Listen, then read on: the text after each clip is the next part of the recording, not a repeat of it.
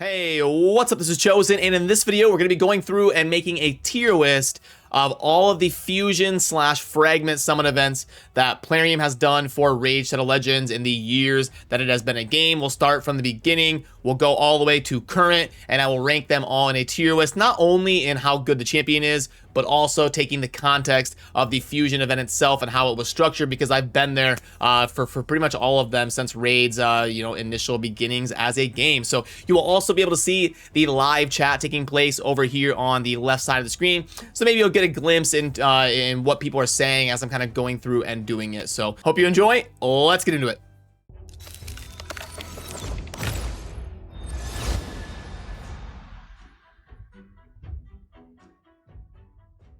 We're gonna go through all of the fusions in Raid, and we're going to rate. We're gonna do a tier list of all the fusions, but not only the champion, but also the event. So not just blindly how good the champion is, but also the event, the fusions and the fragments. So I'll show you what I got, and we'll go through it. Show you what I got here. It'll be a good refresher course of all the fusions they've done. So let me pull it up here. Got this. I can make this a little bit bigger. Okay. So this is the rankings I've got personally for all of the fusion events that have happened in Raid. So we'll walk through this. Sir Nicholas, S tier for sure. Some of you maybe don't remember, but Sir Nicholas actually was a fusion. Might not be fair to call it a fusion because it was more of a beta event. Plarium kind of saying thank you to everybody. Let's turn down the music a little bit, actually. It was more of Plarium saying thank you to the player base for participating in the beta, but Sir Nick was an event for that. It was like uncommons and stuff, champions you could farm in the campaign to go ahead and fuse Sir Nicholas way back in the day. Rosin, one of the things that they definitely got right, adding Rosin as a permanent fusion is great. He's a sturdy champion, Terminator manipulation, triple hit A1 to pair with Giant Slayer, weaken, defense down. Rosin, such a great general utility champion for players to go after. They definitely got that right in adding him as a champion to the pool. Tormund. I like where their head was at when they released Tormund. They were thinking of switching up the speed meta. So they introduced a champion to the game that would be really good in the arena to help you counter the speed meta. And I think they designed him right. The trade-off was he's not that great in other areas of the game, but he excels in arena and defense and all that. Rotos, similar thing. He's a really good arena nuker, and people were super hyped about the fusion. Back in the day, a lot of us, including myself, got it wrong on Rotos. I said I didn't think he was going to be that good. It's probably the most I've ever been wrong in Raid, admittedly. When they first announced his kit, I was like, I mean, he seems okay. But Rotos ended up being really good. So, and then the Underpriest Brogni was one of the toughest fusions ever, so I put him at the back end of the S tier, but he is a really solid champion, well designed and really good for lots of different content, so I didn't want to leave him out of the S tier. The A tier, Molly was a great fusion, and she was S tier for Dwarf Faction Wars, especially before they added Melga as another revive option. Yeah, so really not a whole lot to say there. Just a solid champ. Herndig is another recent one I think they got right. He can be a 15-second nightmare campaign farmer with good gear. The decreased accuracy debuff is getting really valuable. Brago, when I did the free-to-play competition, people were fusing Brago, and they ended up just crushing it. So really solid, underappreciated champion, similar to Contra. Contra is incredible for Doom Tower, placing a bunch of different debuffs. I don't think people utilize Iron Brago and Contra as much as they probably should. Astralon is a lot better than people think with the AoE stuns, hits really hard, a really good counter to Veil, Duchess type teams, has a very carved out role in the game. Kreela, really good for those ally attack compositions. So a pretty solid champion to have. I put her at the back of the A tier. Not the best thing ever, but can never go wrong having solid ally attack champs added to the game. Droggle. Yeah, we'll get to Foley. We'll get to Foley and why I did that cone. But Droggle, I know Jay Giggs loves him. He's super solid.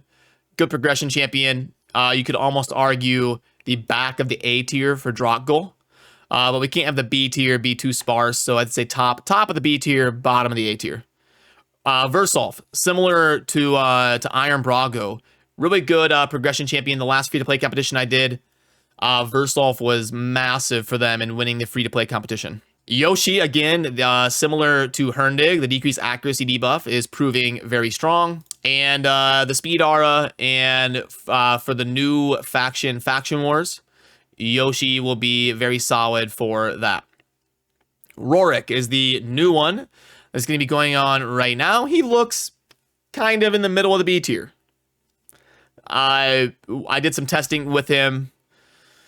Like, it's hard to say godly, it's hard to say trash. This kind of is what it is. Similar to Mother Sibylle. Kind of the bottom of the B tier, the top of the C tier. One of the best auras in the game. But just kind of missing that umph that would kind of bump her up towards the top of the B or the bottom of the A. Foley. This one's going to be controversial. You could argue Foley's a pretty solid champion, and you slide him up here or even kind of over here somewhere. But I put Foley down here because his event was ridiculous. His fusion event. So I'm not rating just the champions. I'm doing the fusion events. His event was ridiculous. So pretty solid champion that could be in the top of B. But the event drug him down because of how bad it is. Harvest Jack seems really, really good on paper. But he just doesn't get utilized a lot. Really good for waves. Really good for progressing in the campaign. Back when Nightmare campaign got released, I used Harvest Jack and Valkyrie a lot to kind of push through some content. Vargal. Some of the best base stats in the game. Insane stats, but kind of an underwhelming kit. But can be used to cheese Faction Wars. So there is that. Let's get this next stage started here. Keep it rolling. Boom. Okay. Brachus and Gerptuk can both kind of be lumped into the same thing. They've got some niche uses to crank out damage. Gerptuk had a lot of potential. They just barely missed the boat on making him a super fun champion. He can definitely be utilized in like some spider nuke strategies. The problem with Gerptuk is you have to like redo masteries and build a whole conglomerate around him. Brachus is actually the only fusion that I was not able to complete. So back when they did the Brachus fusion, there was a champion, I believe, called Runic Warder from the Dwarves that dropped from farming the Fire Knight. You used to have like a 0.7% chance of getting a champion to drop. Maybe not even. Like, it was less than 1% for sure. But yeah, it was like a 0.3, 0.5% chance of getting a champion to drop from farming a dungeon is how they used to do it. And I did like 1,000 Fire Knight runs and I couldn't get the rare that I needed to do the fusion. So I just flat out couldn't do it. So the Brachus event was a little ridiculous. And he's kind of a niche one-shot tag team arena type champion, DPSer for Faction Wars. So like top of D towards back of C for Brachus. Shamrock is actually decently solid. I think a lot of people would put him in D, but his kit's not that bad and his event wasn't that ridiculous. It's another one of those early ones like Foley and Molly. But, you know, Shamrock's, he's decent enough to go and see. I think he's a little bit underrated by the community. He's not as trash as a lot of people think. Elgato, I think we put him in the top of D. He does have buff strip. He does have some utility when you're fighting against multiple champions was kind of the goal they went with designing him, but he's just missing that little bit of oomph to bump him up into here. Burgoth, I mean, he's a solid epic. It is what it is. Not really a whole lot to say there. Rule is probably going to age a little bit better to try to work with Hex. Again, like, they just designed him weird. Like, they went kind of half and half instead of full DPSer or full support. So they kind of missed the boat with him, in my opinion. Vergamkar, the event was all right, but he's just kind of underwhelming. Doesn't see a whole lot of play.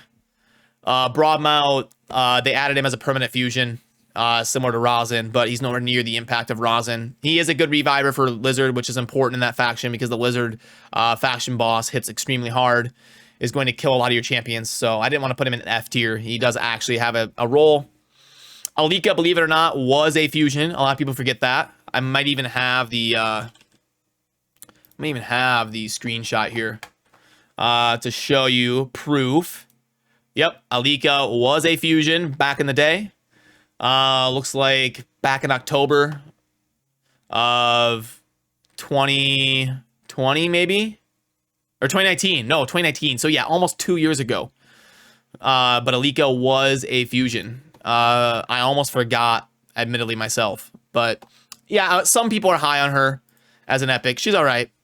And Killian, he's a damage dealer that can play stun. He's decent in Faction Wars, but just really can't place him really any higher than that. Not a whole lot to say. And then down in the F tier, we've got Relic Keeper. He takes too much books. He's a really early game fusion. They designed him as like being a campaign farmer and snowballing extra turns. His animations are super slow, and he has no AoE. So kind of a weird champion design for an early game fusion option that people would be going for. And he's Force Affinity. So, you know, a lot of people want to farm the stages that are Spirit Affinity in the end game. So he just really is F tier. There's not a whole lot to say. And then Pixneal is just one of those.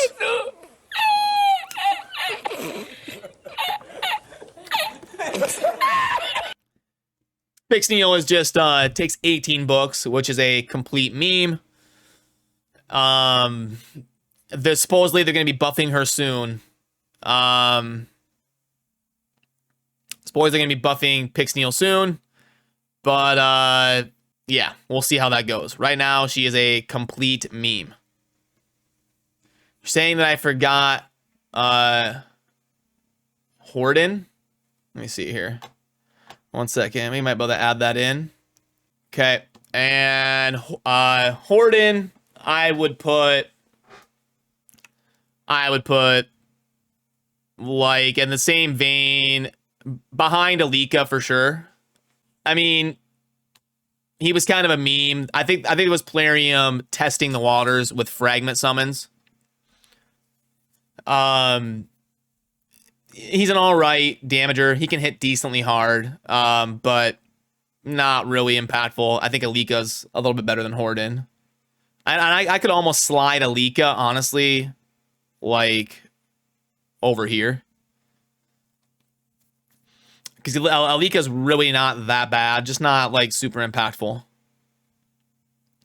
in most situations, but she can be in some situations. So I believe that is kind of the final version here, in my opinion, for not only how good the champions are, but their fusion event in general. So the ones they've done a good job on, in my opinion, would be the S and the A tier, and the B ones are not great, not bad. And then the events down here, C, D, and F, I would say they either messed up the event or the design of the champion.